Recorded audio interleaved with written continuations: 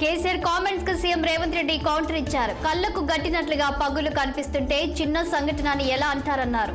అందులోకి నీరు వదిలితే ప్రాజెక్టు మొత్తం కూలిపోతుందని ఆందోళన వ్యక్తం చేశారు. ఇంతకాలం నీరు నింపలేదు కాబట్టే మిగిలిన బ్యారేజీలు మిగిలాయన్నారు. అసలు కేసీఆర్ ఆలోచన విధానం ఏంటి? తప్పులను అలా ఎలా కప్పిపుచ్చుకుంటారని ప్రశ్నించారు. కేసీఆర్ ఏమైనా చెప్పదలుచుకుంటే కనీసం రేపైనా సభకు వచ్చి చెప్పాలని హితో పలికారు. చావు నోట్లో తలపెట్టి తెలంగాణ తెచ్చానని ఇంకెన్ని ప్రజల్ని మభ్యపెట్టి లబ్ధి పొందుతారన్న రేవంత్, సత్య హరిశ్చంద్రుడివైతే సభకు రావాలన్నారు. అన్ని పాపాలకు కారణం కేసీఆర్ అని, ప్రజల మద్దతుతో అధికారంలోకి వచ్చిన తమని వెంటాడతామంటే దానికి తాము సిద్ధమేనన్నారు. సానుభూతితో లబ్ధి పొందాలని, చేసిన తప్పులను కప్పిపుచ్చుకునేందుకే కేసీఆర్ చలో నల్గొండ సభకు వెళ్లారని విమర్శించారు సీఎం రేవంత్ రెడ్డి. కాంగ్రెస్ నేతలకు చలో నల్గొండ సభలో కేసీఆర్ వార్నింగ్ ఇచ్చారు. ప్రజలకు కరెంటు సరఫరా, తాగునీటిపై ఇబ్బందులు వస్తే ఎక్కడికక్కడ నిలదీస్తావే తప్ప వదిలిపెట్టమన్నారు. రైతు బంధు అడిగితే చెప్పులతో కొడతానంటారా? రైతులకు కూడా గట్టి చెప్పులుంటాయని, ఆ చెప్పుతో కొడితే పళ్ళు ఊడిపోతాయని కౌంటర్ ఇచ్చారు. నోటి దురుసుతనంతో మాట్లాడితే ఊరుకోమన్న కేసీఆర్, తెలంగాణ తెచ్చిన కేసీఆర్ ను నల్గొండలో తిరగనియ్యరా? ఎంత ధైర్యం కాంగ్రెస్ నేతలకు, ఎంత ధైర్యం! దమ్ముంటే రండి, ఏం చేస్తారో చూస్తానన్నారు. కేసీఆర్ ను చంపి బతుకుతారా అని హాట్ కామెంట్ చేశారు మాజీ ముఖ్యమంత్రి. గ్రామీణ క్రీడాకారుల టాలెంట్ వెలికి తీయడమే లక్ష్యంగా ఆడుదాం ఆంధ్ర పోటీలు జరిగాయని ఏపీ సీఎం జగన్ వ్యాఖ్యానించారు. క్రీడాకారుల నైపుణ్యతకు సాన పట్టగలిగితే వారిని జాతీయ, అంతర్జాతీయ స్థాయికి తీసుకెళ్లవచ్చని ఆయన అభిప్రాయపడ్డారు. విశాఖలో ఆడుదాం ఆంధ్ర ముగింపు వేడుకలో సీఎం జగన్ పాల్గొన్నారు. వివిధ క్రీడా అంశాల్లో విజయం సాధించిన క్రీడాకారులకు సీఎం బహుమతులు ప్రదానం చేశారు. క్రీడాకారులకు 34 కోట్ల రూపాయల స్పోర్ట్స్ కిట్స్ ను అందించినట్లు జగన్ వెల్లడించారు. ఆడుదాం ఆంధ్రలో భాగంగా cricket, badminton, volleyball, kabaddi, kho kho క్రీడా అంశాల్లో పురుషులు, మహిళల విభాగాల్లో పోటీలు నిర్వహించామన్నారు సీఎం జగన్. మేడిగడ్డ బ్యారేజీను తెలంగాణ సీఎం బృందం పరిశీలించింది. బ్యారేజీ దెబ్బతిన్న ప్రాంతం, 21వ పిల్లర్, బ్యారేజీ గోడల పగులు, పడిపోయేందుకు సిద్ధంగా ఉన్న బ్యారేజీని సీఎం బృందం నిశితంగా పరిశీలించింది. దాదాపు 1,00,000 కోట్ల రూపాయల ప్రజాధనం దుర్వినియోగం అయ్యిందని మంత్రి శ్రీధర్ బాబు మండిపడ్డారు. బ్యారేజీ సందర్శనకు బీఆర్ఎస్ సభ్యులను ఆహ్వానిస్తే మొహం చాటేశారన్నారు. ప్రజలకు వాస్తవాలు తెలుస్తాయని భయపడుతున్నారని వ్యాఖ్యానించారు శ్రీధర్ బాబు.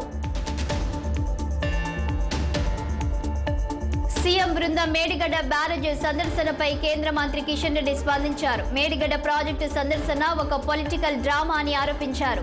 అసెంబ్లీని ఆపేసి మేడిగడ్డకు వెళ్లాల్సిన అవసరం ఏముందని కాంగ్రెస్ సర్కార్ను సూటిగా ప్రశ్నించారు. మేడిగడ్డ పేరుతో కాంగ్రెస్, బీఆర్ఎస్ నేతలు నాటకాలు ఆడుతున్నారని మండిపడ్డారు. కృష్ణా ప్రాజెక్టుల పేరుతో బీఆర్ఎస్ చేస్తున్న డ్రామాలు ఆపాలన్నారు. చిత్తశుద్ధి ఉంటే మేడిగడ్డపై సీబీఐ విచారణ ఎందుకు వేయలేదని ప్రశ్నించారు. మేడ్చల్ జిల్లా షామీర్పేట్ తహసీల్దార్ కార్యాలయంలో ఏసీబీ అధికారులు దాడులు నిర్వహించారు. 10 లక్షలు లంచం తీసుకుంటూ ఎంఆర్ఓ సత్యనారాయణ ఏసీబీకి చిక్కారు. ఎంఆర్ఓ సత్యనారాయణ ఆదేశాల మేరకు డ్రైవర్ బద్రి డబ్బు తీసుకుంటుండగా ఏసీబీ అధికారులు రెడ్ హ్యాండెడ్ గా పట్టుకున్నారు. ఎంఆర్ఓతో పాటు డ్రైవర్ ను ఏసీబీ అధికారులు అరెస్టు చేసి విచారణ చేపట్టారు. తాడపల్లిలోని సీఎం నివాసం వద్ద ఉద్రిక్త వాతావరణం నెలకొంది. సీఎం నివాసం ముట్టడికి అఖిల భారత విద్యార్థి సంఘాలు పిలుపునిచ్చాయి. ఈ మేరకు తాడేపల్లి సీఎం క్యాంపు కార్యాలయం రోడ్డు వద్ద విద్యార్థి సంఘాల ఆందోళనకు దిగాయి. ముందుగానే అక్కడికి చేరుకున్న పోలీసులు నిరసనకారులను అడ్డుకొని స్టేషన్ కు తరలిస్తున్నారు. ప్రజలకు భరోసా కల్పించేందుకు టీడీపీ జాతీయ ప్రధాన కార్యదర్శి నారా లోకేష్ శంఖరావం కార్యక్రమం చేపడుతున్నారని మాజీ మంత్రి, టీడీపీ నేత కళా వెంకటరావు అన్నారు. శ్రీకాకుళం జిల్లాలో 2 రోజులుగా చేపట్టిన లోకేష్ శంఖరావం కార్యక్రమానికి అపూర్వ స్పందన వస్తుందన్నారు. లోకేష్ యువగలం చేపట్టిన తరువాతే ప్రజలకు ధైర్యం వచ్చిందన్నారు. కొన్ని అనివార్య కారణాల వల్ల ఈ కార్యక్రమం ఉత్తరాంధ్ర వరకు కొనసాగలేదన్నారు. మిగిలిపోయిన ప్రాంతాల్లో నేడు శంఖరావం కార్యక్రమం చేపట్టారని తెలిపారు. ఈ కార్యక్రమంలో వైసీపీ అరాచక పాలన ఎండగడుతూ టీడీపీ అధికారంలోకి వచ్చిన తరువాత చంద్రబాబు సూచించిన సూపర్ 6 పథకాలను ప్రజల్లోకి విస్తృతంగా తీసుకువెళ్లేందుకు నేతలకు, కార్యకర్తలకు దిశానిర్దేశం చేశారు కళా వెంకట్రావు. దేశంలో అత్యున్నత నగరాల జాబితాలో విశాఖ చేరడం మంచి పరిణామమన్నారు బీజేపీ ఎంపీ జీవీఎన్ నరసింహారావు. కేంద్రం జాబితాలో దక్షిణాది నుండి విశాఖ నగరం ఒక్కటే ఎంపిక చేయబడిందని, దీనివల్ల విశాఖ నగరంతో పాటు ఉత్తరాంధ్రలో చాలా అభివృద్ధి జరుగుతుందని ఆయన తెలిపారు. వచ్చే 4 ఏళ్లలో విశాఖ మరింత అభివృద్ధి చెందుతుందని జీవీఎల్ చెప్పుకొచ్చారు. ఏపీ సచివాలయంలో ఉద్యోగుల అంశాలపై మంత్రుల బృందం సమావేశమైంది. పెండింగ్ ఐఆర్ వంటి అంశాలపై మంత్రి విద్యాశాఖ మంత్రి బొత్స సత్యనారాయణ, ప్రభుత్వ సలహాదారులు సజ్జల రామకృష్ణ, చంద్రశేఖర్ రెడ్డితో పాటు సిఎస్ జవహర్ రెడ్డిలు చర్చించారు. అనంతరం ఉద్యోగ సంఘాల నేతలతో చర్చలు జరిపారు. ఉద్యోగ సంఘాల డిమాండ్లతో పాటు బకాయిలను చెల్లించేందుకు ప్రభుత్వం అంగీకరించింది. జీపీఎఫ్ పెండింగ్ డబ్బులను వెంటనే రిలీజ్ చేసింది. పీఆర్సీని త్వరితగతిన ప్రకటించేందుకు ప్రభుత్వం సిద్ధంగా ఉన్నట్లు మంత్రి బొత్స వెల్లడించారు. దాంతోపాటు మార్చి 31 నాటికి 5,600 కోట్ల ప్రభుత్వ ఉద్యోగుల బకాయిలు చెల్లిస్తామని ఆయన తెలిపారు.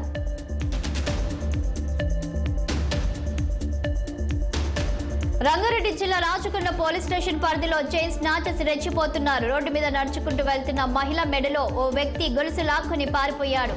బాధితుల ఫిర్యాదు మేరకు కేసు నమోదు చేసుకున్న పోలీసులు దర్యాప్తు ముమ్మరం చేశారు. నల్గొండ జిల్లా మాడుగులపల్లి మండలంలో గంజాయి చాక్లెట్లు కలకలం రేపాయి. ఓ ఫాస్ట్ ఫుడ్ సెంటర్లో పనిచేసే ముజం అలీ అనే వ్యక్తి ఒరిస్సాలోని తన ఊరికి వెళ్లి వస్తూ అక్కడి నుండి గంజాయి చాక్లెట్లని తెచ్చి ఇక్కడ విక్రయించేవాడు. పక్కా సమాచారంతో పోలీసులు అతడిని పట్టుకున్నారు. నిందితుడి నుండి 25 గ్రాముల గంజాయి పొడిని, 675 గ్రాముల గంజాయి చాక్లెట్లను స్వాధీనం చేసుకున్నారు. ఢిల్లీలో టెన్షన్ వాతావరణం నెలకొంది. ఢిల్లీ ముట్టడికి పిలుపునిచ్చిన రైతులను పోలీసులు అడ్డుకున్నారు. ఢిల్లీ వైపుకు దూసుకొస్తున్న పంజాబ్, హర్యానా రైతులపై శంభు బార్డర్ వద్ద టీఆర్ గ్యాస్ ప్రయోగించారు. దీంతో జాతి రహదారిలో వాహనాలు ఎక్కడికక్కడ నిలిచిపోయాయి. అన్ని వైపుల రోడ్లపై కిలోమీటర్ల మేర ట్రాఫిక్ స్తంభించింది. దీంతో ఢిల్లీ సరిహద్దుల వెంబడి పటిష్టమైన బందోబస్తు ఏర్పాటు చేశారు. రహదారి పొడవునా పోలీసులను మోహరించారు. పరిస్థితిని అదుపులోకి తీసుకురావడం కోసం కేంద్ర బలగాలు రంగంలోకి దిగాయి. డ్రోన్లతో పరిస్థితిని పర్యవేక్షిస్తున్నారు. వ్యవసాయ రంగానికి మేలు చేసే నైరుతి రుతుపవనాలు అనుకూలంగా ఉన్నాయని వాతావరణ నిపుణులు అంచనా వేస్తున్నారు.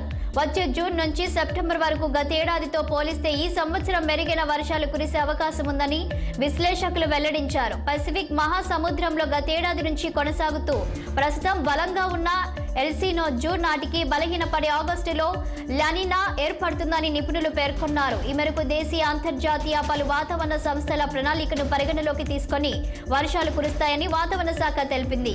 పసిఫిక్ మహాసముద్రంలో ఎల్నినో కొనసాగితే ప్రపంచవ్యాప్తంగా అనేక దేశాలపై దాని ప్రభావం పడుతుంది.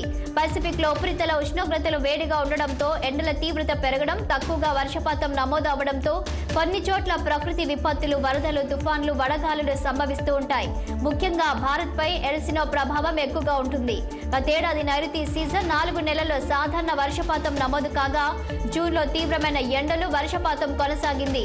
జూలైలో కొంతవరకు వర్షాలు కురిసినా ఆగస్టులో వరుణుడి జాడ కనిపించలేదు. మళ్లీ సెప్టెంబర్లో వర్షాలు ఎక్కువగా కురవడంతో అనేక చోట్ల పంటలు దెబ్బతిన్నాయి. దీంతో గత ఏడాది దేశ వ్యవసాయ రంగాన్ని ఎల్నినో దెబ్బతీసింది. మార్చి వరకు దీని తీవ్రత కొనసాగి తరువాత ఏప్రిల్ నుంచి తటస్థ పరిస్థితులు ప్రారంభమవుతాయని నిపుణులు తెలిపారు.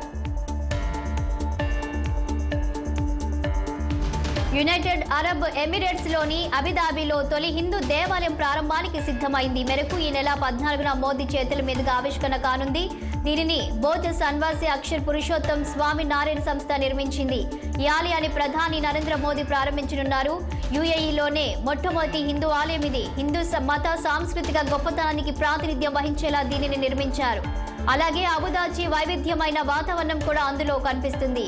యుఏఈలో 2 రోజుల పర్యటనలో భాగంగా ప్రధాని మోదీ మంగళవారం అబుదాబి వెళ్లనున్నారు. బుధవారం నాడు మొదటి హిందూ ఆలయాన్ని మోదీ ప్రారంభించి భారతీయులను ఉద్దేశించి ప్రసంగించనున్నారు.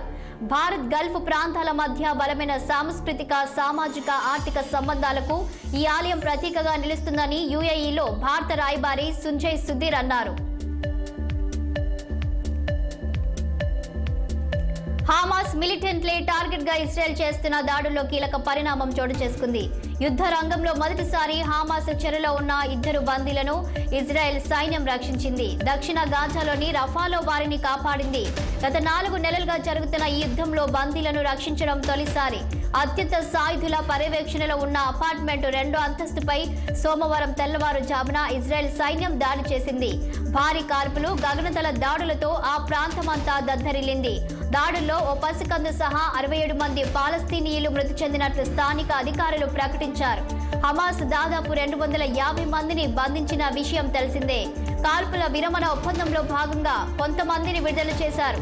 ఇంకా 136 మంది హమాస్ చెరలో ఉండగా వీరిలో 2ని ఇజ్రాయెల్ కాపాడింది. ఓ ప్రముఖ మీడియా సంస్థలో పనిచేస్తున్న పాలస్తీనా జర్నలిస్టు ఒకరు హమాస్ ముఠాలో కీలక సభ్యుడని ఐడిఎఫ్ ఆరోపించింది. ఉత్తర గాజాలో భూతల దాడుల్లో భాగంగా సేకరించిన సమాచారంతో ఈ విషయాన్ని గుర్తించినట్లు తెలిపింది.